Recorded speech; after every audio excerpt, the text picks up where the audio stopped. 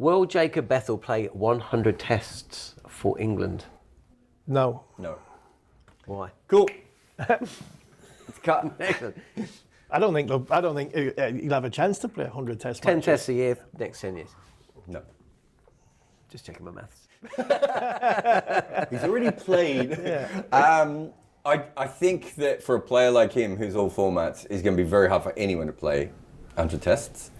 And I think he's going to be off playing in leagues, and who knows what the future will be in 5 to 6 years of Test cricket. So this isn't specifically about Jacob Bethell. It's about the world in which Test cricket currently lives in. What a great question it is. I'm the same. I think the world of Test cricket will make Jacob Bethell not play 100 Test matches. If he has the mindset of, I want to be the best Test cricketer I possibly can, Well, hang on. Yes, he can.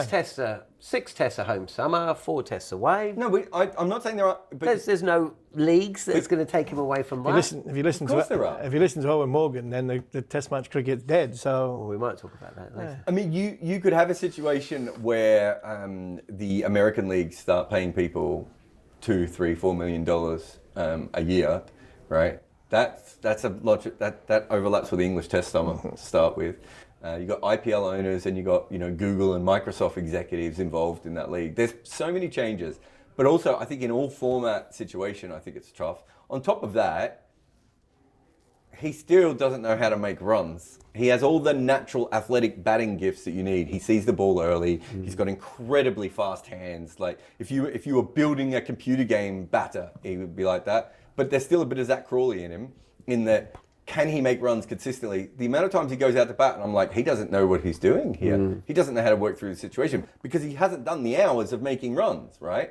And that's how Zach Crawley was picked, right? Although Zach Crawley might get to 100 Test matches. Zach Crawley also plays county cricket, right? And Jacob Bethell will not be playing any county cricket. So I think it's hard with all that because I think he'll have a couple of form dips. I think all format cricket will change a little bit. The 100 might be the biggest tournament in 6 years' time, right? Like, well, he would have still played 10 tests, 70 tests by then. Maybe. It's possible. I think there's too many question marks to be definitive to say yes. I think it's more likely no, and that's why we both automatically went no. But, as I said, if you're building a batter in a lab, I can see why players love him. Former players, they go absolutely gaga when they see him play, and I absolutely get it. The time, the footwork, the batting athleticism that he has is so obvious. I think I compared him to Sobers and De Villiers with the hand speed. They're pretty good, right? But Sobers and De Villiers, from a very young age, made a metric ton of runs. Right? Like we knew that it was coming with them. Even when Sobers took a while to make it in Test cricket, we knew it was coming. They'd made lots of runs. They built all these records. He hasn't done that. Right? And making runs and being good at batting are linked to each other, but they're not exactly the same thing. You can be a Chris Rogers type guy who just knows how to nudge and get off the strike and be good at Test cricket, right? And you can be James Vince and struggle at Test cricket, right? And if you were looking at James Vince and Chris Rogers batting the nets, 9 times out of 10, you would say that Vince is the guy more likely to be successful. But there is something about the ability of knowing how to make runs, and Bethell just hasn't learned that skill yet. And he might learn it in 3 years' time, or he might never learn it. Yeah, he's obviously got time on his side because he's still a young kid. I want to see him bat in England when the ball's doing a bit and moving. That's going to be a challenge that for him. innings at the Oval, when he didn't, again, there's a couple of times where he hasn't been able to bat himself out when the ball was doing something. He doesn't know what his plan is. I think his angles as well. I think we've seen him, I was one of the Test matches, Boland, was it the first innings? Boland round the wicket. Yes. And then he got him out first ball over the wicket, and Jacob hadn't sort of adjusted himself. First innings of 5th Test. Yeah, and I think the other challenges that he'll have, and this is largely down to the fact that how good he is that he's going to move format to format to format. So he said, and he did a good interview with NASA, and he's level-headed, and like we said the other day, we can see why England decided that they were going to have him as captain in Ireland. There is a very, I think, older headpiece on that young shoulders there. But I think what he said into NASA was, I try and play the same way all the time.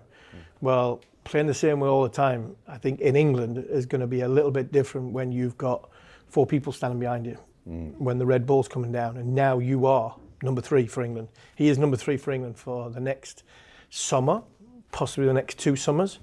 So I only say no, not because I don't think he's very good or I don't think there's ridiculous potential. I just think the amount of options he's got on food level on his plate might stop him getting to 100 test matches or beyond where the likes of Joe Root and Ben Stokes and that have got from a number point of view. So I'm not saying no because I don't think he's good enough. I'm saying no because I think there's too much going for Jacob Bethell from an option point of view that might stand in his way. What about the fact he is batting at 3? Does that help or hinder? I think it hinders at the moment. I think traditionally a guy like him would bat at 6 or 7, right? And he's not the only one. Obviously, Vian Mulder is doing it. Cameron Green had to do it recently. West Indies have had all sorts of random number 3s. Washington Sundar. That would be a quiz question. Name West Indies' last 10 number 3s. You'd struggle. Exactly. Washington Sundar has done it a couple of times for India. So teams are throwing in non-traditional number 3s because they're trying to get extra bowling in, or because they know that Don't have a number 3. No one's making runs. Nobody wants to No do one's it. making it in domestic cricket. Number 3s aren't making runs anywhere at the moment. I think that's really, really tough because you'll get Melbourne and Perth type wickets where you're just going to be.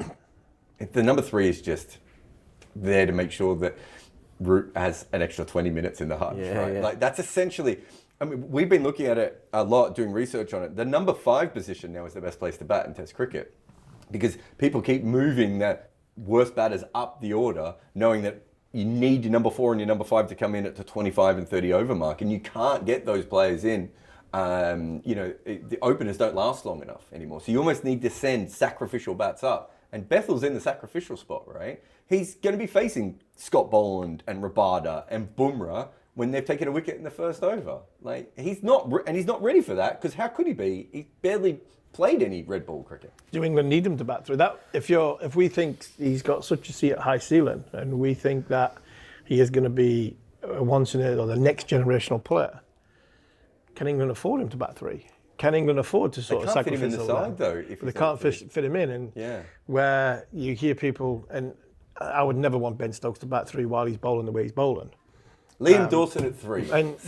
But when you talked about Jacks, that had a bit more sense to it. But can England afford to have Jacob Bethell, if they think he is going to be the next superstar, just constantly get bombarded of it walking out first over, facing one of the sort of big guns with a brand new ball? That for me is probably a different question. It's all part of it. It's all part of the same question. But I'd rather have him at 3 than not have him in the side. At the end of the day, he has to. If he has to bat, he's not batting anywhere He else. has to bat If he at has to bat 3 3. because they have to get in game time in cricket, right? Like he has to bat a lot in cricket at the moment, and he's not batting a lot. Well, cricket. Harry Brook. Well, that was my next My question. thing was Harry Brook bat Brook's 3. not batting at 3. No. We know that, but could Brook not bat at 3? I think Stokes makes the most sense. And I know there's reasons why he doesn't want to do it, and it may not work. But I think as the team is currently constructed, I think that makes the most sense. There's been these really big chats on the internet recently, on Reddit and forums like that, about the fact that we used to bring batters in at like number 6 and number 7. Yeah. And now we throw them in. Like Ponting, started at number 6, right? And then he went to number 3 and he faced the West Indies, and the Aussies went, oh, he's not quite ready. So they moved him back to 6, dominated at number 6. And by the time he went back to number 3, he was probably already one of the best players in the world.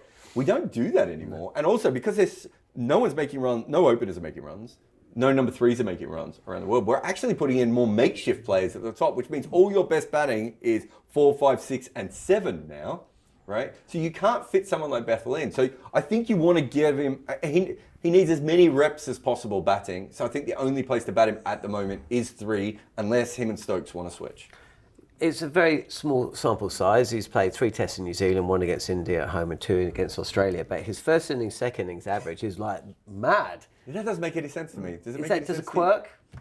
No, I can't fathom There's that one nothing out. in his batting that suggests it should work. There's nothing in his game where you think, from a lackadaisical waft net side off stump, new ball bowlers, they're getting tired, but nothing. No, there's nothing in there that I think that's changing for the massive fluctuation that he has. Might be that he likes the ball concentration. coming off the pitch a little bit slower. Concentration factor. Does he when he walks out to bat in the first innings, is he too pumped up? Does he need to relax a little bit more, because batting in the second innings, you're in the game. You've had potentially 200 volts, 150 overs in the field. Your sort of your beans are going, your energy levels are a little bit lower, you're a little bit calmer. That's the only thing I can think of. But I wondered if it was either there's a little bit less pace in the pitch, maybe that just suits the way he bats, and we don't know enough about him to know that at the moment. The second thing, I think Josh Buttler has a really good record in the fourth innings as well. And there's a couple of white ball cricketers who are better batting in the third and fourth innings than they are in the first and the second. And that's because in the first and the second innings, you're just batting as long as you can. And in the third and fourth innings, there's usually plans to your batting, which is much more like limited overs cricket. So I don't know if that is because he's played a lot more of that, but I would say it's probably dumb luck, having spent 15 minutes on it. And lastly, what about his bowling? I thought he bowled really well in this last Test match. When he bowled at the Oval, I'm going to throw this person completely under the bus, but I was next to Robin Uthappa from the Indian cricketer, and he went, "Who's bowling? Who is this guy?" Because he looked like someone who had never bowled before, should not have been bowling, but he looked stiff and awkward. He looked a little bit more in rhythm in Australia. I know he didn't bowl a lot, but I thought he looked a little bit more in rhythm. I don't think, let's say he plays your magical 100 tests. When? Yeah, when he plays your magical 100 tests, 50 to 70 wickets. Well, yeah, more wickets than Root. That's probably the What's Root got? I think Joe's got about 70 or 80 wickets.